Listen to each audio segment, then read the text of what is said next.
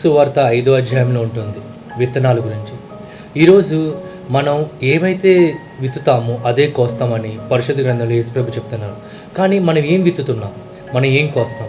ఈరోజు మన జీవితంలో మంచి విత్తితే మంచి కోస్తాం, చెడు విత్తితే చెడు కోస్తాం. ఈరోజు లంచాలు తీసుకుంటే లంచం కోస్తాం. మన పిల్లల కోసం మనం ఎన్నో కష్టాలు పడుతున్నాం, ఎన్నో తప్పుడు దారులు తొక్కుతున్నాం. కానీ అది చివరికి పిల్లలకి ఆనందాన్ని గురి చేస్తుందా, బాధను గురి చేస్తుందా? పిల్లలు సంతోషంగానే కనపడుతున్నారు. ఎలా కనపడుతున్నారు? మనకు కొనిపించే వాటిల్లో లేదా వాళ్ళకి కావాల్సిన అన్ని తెచ్చే దాంట్లో ఉన్నాం. కానీ మనం ఎలా తీసుకొస్తున్నాం అవి? అది పిల్లలకి కనపడదు. మనం ఎలా తెస్తున్నామో పిల్లలకి కనపడదు, మనం ఏం చేస్తున్నామో పిల్లలకి కనపడదు. వాళ్ళకి కనపడేది ఒక్కటే, నా తల్లిదండ్రులు చాలా ప్రేమగా చూసుకున్నారు. కానీ ఆ ప్రేమలో పాపం ఉందా? ఆ ప్రేమలో పరిశుద్ధత ఉందా? ఈరోజు యేసుప్రభు చూపించే ప్రేమలో పరిశుద్ధత ఉంది. ఈరోజు తల్లిదండ్రులు మీరు చూపించే ప్రేమలో పాపం ఉందా, పరిశుద్ధత ఉందా? మీరు సంపాదించే సంపాదన నీతిగా సంపాదిస్తున్నారా? ఎందుకో ఒక్కటే గుర్తుపెట్టుకోండి, మీరు ఏది విత్తుతారు అదే కోస్తారు.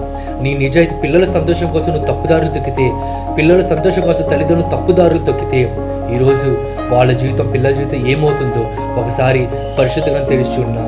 ఇంకోసారి మీరు గత జీవితాల్లో కొంతమంది జీవిత చరిత్రలు చూసినా కానీ, సాక్ష్యాలు చూసినా మీకు అర్థమవుతుంది ఎలా ఉండే వాళ్ళ జీవితాలు.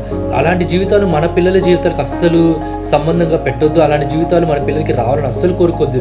కష్టమైన నష్టమైన మనం బతికే ₹1 మనం ఇచ్చే రూపాయి పిల్లలకి అర్థమయ్యేలా చెప్పాలి. ఇది మనం ఇవ్వలేం, ఎందుకంటే ఇది ఇవ్వాలంటే మనం ఈ తప్పు చేయాలి. ఈ తప్పు చేయకుండా మనం నీతిగా బతుకుతున్నాం కాబట్టి మనం ఈరోజు ఇలాగా ఉన్నాము. మన పేదరికంలో ఉన్నా కానీ నీతిగా ఉన్నాం, మన పేదరికంలో ఉన్నా నిజాయితీగా ఉన్నాం. ఈరోజు మనం సంపాదించే మనం డబ్బున్నా కానీ మనం నీతి న్యాయాన్ని మాత్రం వదులుకోలేదు. అన్నీ మన పిల్లలకి నేర్పించాలి. కానీ ఏది చేసినా పర్లేదు, మన డబ్బు మాత్రం సంపాదించాలంటే ఎలా సంపాదించామో అలాగే పోతుంది. ఈరోజు ఎంతకాలం బతుకుతామో మనకి ఇక్కడ తెలియదు, కానీ ఇక్కడ చనిపోయిన తర్వాత మనందరికీ ఒకటి తెలుసు, దేవుడి దగ్గరికి వెళ్తామని. కానీ పరలోకం నరకం ఉందని తెలుసు. ఇది ఏ మతం, ఏ పరలోకం, ఏ నరకం అనేది రెండో విషయం. అది ఎలా ఉంటుందో మనకి సంబంధం లేని విషయం. కానీ పరలోకం నరకం అవుతుంది. పరలోకానికి వెళ్తున్నామా, నరకానికి వెళ్తున్నాం? మనం వెళ్ళిపోయిన తర్వాత మనం కాపాడినంత వరకు పిల్లలు కాపాడబడతారు. తర్వాత వాళ్ళని ఎవరు కాపాడుతారు? మీరు చేసే నీతి న్యాయం కాపాడుతుంది. దేవుడితో మీకుండే సంబంధం కాపాడుతుంది, మీకుండే నమ్మకం కాపాడుతుంది.